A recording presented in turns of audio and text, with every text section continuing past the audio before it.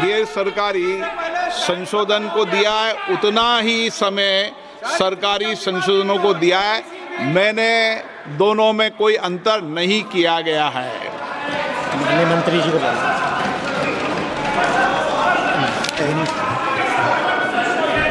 हाँ, एक minute NK. Premachandran जी, आप बता दीजिए। Sir, my point of order is relating to Rule 80, Clause 1 of the Rules of Procedure and Conduct of Business, and under Rule 376 of the Rules of Procedure, and also colon sector, page 650. Sir, now this House is considering a bill, Waqf Amendment Bill 2024, as reported by the Joint Committee, Parliamentary Joint Committee. We are not discussing the original bill. It is as reported by the Joint Parliamentary Committee.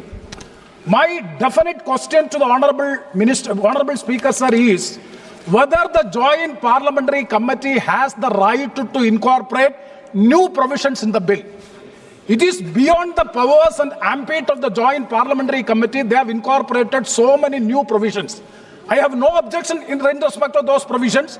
Even 2A also, it is appreciable. We don't have any objection. Sir, very serious technical matter. And kindly see, only even the House, Speaker sir, even the House do not have the authority to make wait up. You can reply after that. You can reply after. Sir, you can reply after me. Sir, even this Parliament, even this Lok Sabha, this August House do not have the right to incorporate a new provision unless you suspend. तो फिलहाल विपक्ष की ओर से बात रखी जा रही है और चलिए अपने मेहमानों का रुख कर लेते हैं एक बार फिर। सैयद जवाद राजनीतिक विश्लेषक हमारे साथ मौजूद हैं। सैयद जवाद जी, आखिर क्या दिक्कत हो रही है उन राजनीतिक दलों को जो इसका विरोध कर रहे हैं? अगर संशोधन बिल आया है, पारदर्शिता लाने के लिए ये बिल है, तो इसमें कौन से पॉइंट्स हैं जिनका विरोध ज्यादा हो रहा है और क्यों? आपको सभी दर्शकों को मेरा जय हिंद जय श्री राम। देखिए, सरकार क्या है, झूठ मक्कारी जो बेईमानी कर रही है उसको हम बखूबी जानते हैं और 11 साल से जितने भी झूठे प्रोसेस उनसे हम वाकिफ हुए हैं। इसीलिए कर रहे हैं क्योंकि जो भी काम करते हैं वो संविधान के विरुद्ध करते हैं। इसमें आर्टिकल 14, आर्टिकल 6, आर्टिकल 25 और आर्टिकल 26 का वायलेशन। नंबर 2 बात, अब की संपत्ति को जितने अपने उद्योगपति मित्रों को बेचना चाह रहे हैं या उनको देना चाह रहे हैं उससे हम वाकिफ हैं। जैसे आपने अयोध्या के अंदर डिफेंस की जो जमीन थी उसका नेचर और कैरेक्टर चेंज करके अपने चंद उद्योगपति मित्रों को दिया, वैसे ही आप इस तरीका वक्फ बोर्ड की संपत्तियों पे संशोधन करके अपने चंद उद्योगपति मित्रों को देने हैं। नंबर 1 बात, वो इसलिए देना चाह रहे हैं कि पहले वक्फ बोर्ड की संपत्ति को जो लोग भी कब्जा करते थे तो उनके एक नॉन अवेलेबल वारंट। और इस वक्त सीधे लिए चलते हैं केंद्रीय गृह मंत्री अमित शाह संसद में बोल रहे हैं।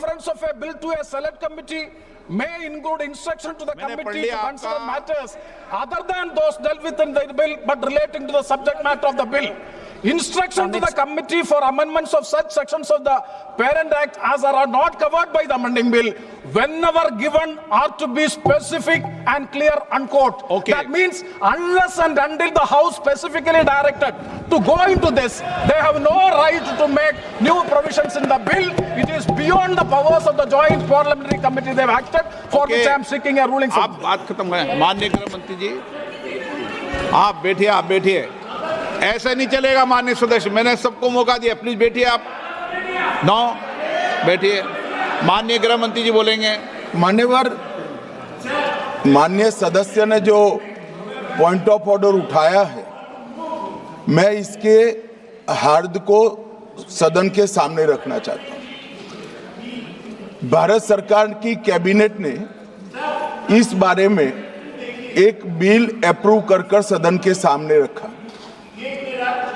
आपके द्वारा ये बिल जॉइंट पार्लियामेंट्री कमेटी को दिया गया, जिसका विपक्ष का भी बड़ा आग्रह था। कमेटी ने इस पर सुविचारित रूप से अपना मत प्रकट किया। वो जो मत प्रकट हुआ, वो मत फिर से कैबिनेट के सामने गया। कमेटी के जो सुझाव थे, ये भारत सरकार की कैबिनेट ने स्वीकार किए और अमेंडमेंट के रूप में किरण रिजिजू जी लेकर आए। ये तभी होता है जब ये ऑफिशियल अमेंडमेंट कैबिनेट की अनुमोदन के बगैर आता है। मान्यवर, मैं नहीं मानता इसमें कोई पॉइंट ऑफ ऑर्डर है, और आपका ही आग्रह था कि कमिटी, जॉइंट पार्लियामेंट्री कमिटी बने। अगर कमिटी ने कोई बदलाव ही नहीं करने हैं तो ये कांग्रेस जैसी कमिटियां नहीं, हमारी लोकतांत्रिक कमिटी है मान्यवर, जो दिमाग चलाती है। कांग्रेस के जमाने में कमिटियां होती थी जो थप्पा लगाती थी। हमारी कमिटी चर्चा करती है, चर्चा के आधार पर विचार करती है और परिवर्तन करती है। अगर परिवर्तन को स्वीकार ही नहीं करना है तो कमिटी काहे को लिए है भाई?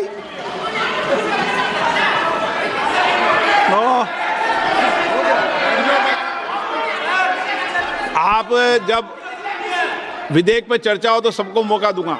अभी 0 ओवर पर मानने के मैं इस पर अपनी व्यवस्था देता हूं। माननीय सदस्यगण श्री N.K. प्रेमचंद्रन जी ने जो प्रश्न उठाया है, वक्फ संशोधन विधेयक 2025 पर संयुक्त समिति में विधेयक कुछ खंड जोड़ दिए गए जो विधेयक के दायरे से बाहर हैं।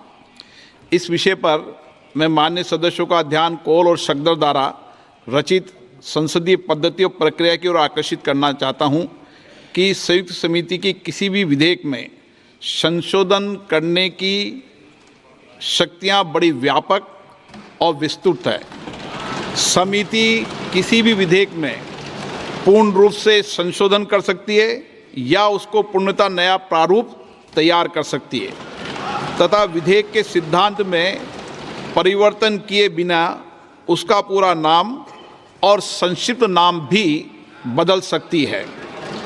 इस प्रकार समिति किसी विधेयक में नए उपबंध सम्मिलित कर सकती है तथा विधेयक की व्याप्ति की समिति कर सकती है। विगत में कई संयुक्त समितियों ने विधेयकों में ऐसे संशोधन किए हैं। श्री किरण रिजिजू जी।